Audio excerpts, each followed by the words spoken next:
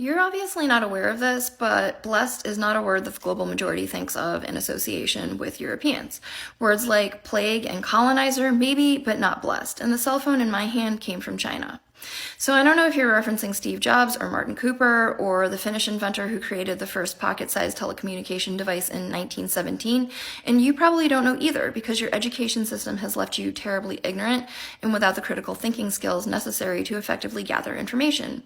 Because you believe that most great inventions can be attributed to one white person, as opposed to recognizing that the patent system is how white people colonize intellectual property. We would not have cell phones if it wasn't for the creation of the gamma electrical cell by black inventor Henry T. Sampson. And most of our cell phones would not have microphones in them if it wasn't for the particular microphone that was created by black inventor James Edward West. The creation of the first digital network, 1G, was launched in Japan, and then black electrical engineer Jesse Russell pioneered the creation of 2G, which launched in Finland first. 3G launched in Japan, 4G launched in Norway, 5G launched in South Korea, and 30% of the world's cell phones are manufactured in China.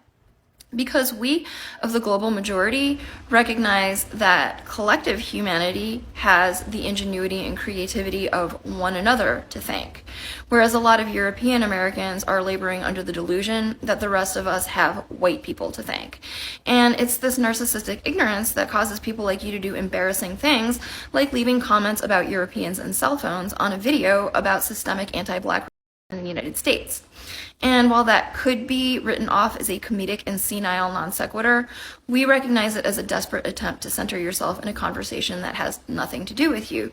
The irony being that white people like to say not all white people and they shouldn't be held accountable for the misdeeds of their ancestors, yet they want to be associated with the greatness of the things that they think they invented. The way she's gathering them calmly and eloquently busting their bubbles, coming in with the facts and educating, I'm here for it. The tides are turning and they are turning fast and everybody's seeing their BS and calling it out. Not only can we even see this BS, we can smell it because this BS reeks. It has been reeking for centuries now. Unsurprisingly, it's hard for them to believe or accept what's happening right now, but quite frankly, it's the inevitable. These folks lie to themselves so much to the point where they believed their lies. So now that people are coming out with the truth and revealing history that they would rather stay hidden, they don't know how to react because the very idea of their false superiority that they have held on to for hundreds of years now is being shattered in front of their eyes, and there is absolutely nothing that they can do about it because the truth is the truth. My favorite quote has become the saying, nothing lasts forever. It's going downhill very fast for these folks. In Nigeria, we have this saying in Pidgin that goes, when breeze blow, fowl yansh go open. If I should closely translate that to English, it would be, there is nothing hidden under the sun. Bakba breeze shadow they blow, and we are witnessing the fowl yansh open in real time.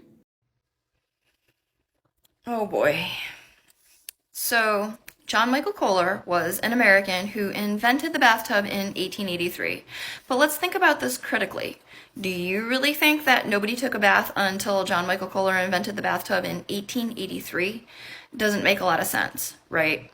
So what he was talking about is the fact that Africans introduced bathing and the concept of personal hygiene to Western Europe in order to build a healthier society during the 800-year occupation of Spain.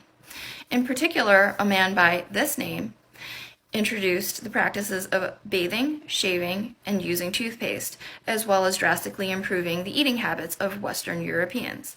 Additionally, the first recorded history of people taking baths was in India in 500 BC.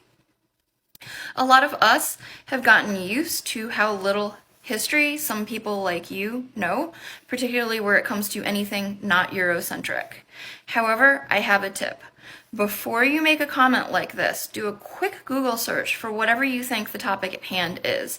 In this case, who invented bathing or who introduced bathing to Europe, and then decide whether you still want to make this comment. The fact that this commenter is desperately holding on to, oh, we created bathtub, don't take it away from us, we did that. I'm just here like, these folks don't even bathe like that though. There is a plethora of videos online of them admitting to the fact that they don't bathe like that. I don't say we avoid bathing, but we bathe very rarely. Oh my God, I'm so happy that you're talking about this. She didn't have a bath for like 5 months. Yeah, like we didn't bathe her for the first whole part of her childhood. And like now we basically bathe her if she asks for it because it's fun or she's exceptionally dirty. We really wanted to keep her skin microbiome as healthy and intact. Now that you guys are saying this, that makes a lot of sense to just like let it be. And I feel like as a mother too, you have intuition to know when they need a bath. Everybody knows it's that time of the month again where baby Indy gets his monthly shower. So how do you invent something that you don't even use? And these folks have the caucasity to talk about how we are dirty. In Africa, we bathe 2-3 times a day. I'm not going to do it. Well, you're just anti I'm not leg black. washes. I'm not going to wash my legs and feet. You think that's just a black people thing? Clearly. Well, and he's The only one here who took the day off washes his legs and feet. No, I don't think it's a black thing. I think using a washcloth is for poor people, but I don't think that washing your legs and feet is for black people. I agree. I think the washcloth is a poor person thing. Because I've only met poors who use them. And this right here, guys, is the superior race. Every day they shock us on the internet.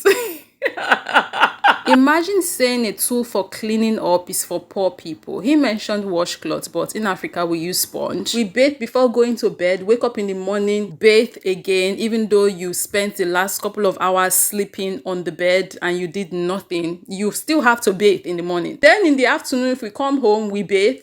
In the evening, again, before going to bed, we bathe, and we do that every single day. Watching these people so proudly talking about their lack of hygiene is something. Hey friends, it's late and I'm tired. Could somebody else please tell this commenter how backwards they've got it? That the medieval ages was something that happened specifically in Europe. It didn't happen around the world because Europe was not doing very well after the fall of the Roman Empire. And that's not to say that there weren't great things that happened in Europe between the 4th and 15th century, but there are large portions of the European population that without the intervention of non-white people like the Moors, who taught them to not sleep with their animals, not drink stagnant water, and practice hygiene, would have been wiped out by the plague. So it's really more that white people needed non-white people to pull them out of the medieval ages. And then given what some European countries started doing in the 15th century, some of us don't think it was the right decision. Okay, I'm going to bed. You know, Thanks. sometimes I wonder, I really think about it, like, what would the world have looked like right now? What kind of a world would we have been living in right now if we had just left them the F alone and let the plague do whatever the plague wanted to do? I do get labeled woke by the wrong people a lot, but that is actually really easy for me to ignore because it's kind of funny for several reasons. The first of which is, as you said, the whole woke mind virus thing is BS. The other thing is the people who would use woke as an insult tend to be the people that woke is not for. The concept of wokeness having originated with Marcus Garvey and the term woke having been appropriated from black people, when white conservatives call me woke as an insult, it's just funny because it's not for them to call anybody woke. The other thing is that wokeness is only an insult to them. It's not an insult to me. When black people say that I'm woke, that's a high honor.